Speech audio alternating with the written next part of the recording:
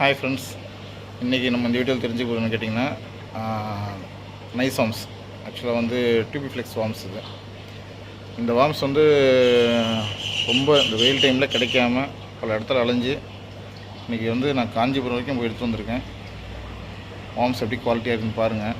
இது இருந்தால் மட்டும்தான் நம்ம ஃபார்மில் பேரண்ட்ஸ்லாம் காப்பாற்ற முடியும். வாங்க வார்ம்ஸ் எப்படி இருக்குன்னு பார்ப்போம்.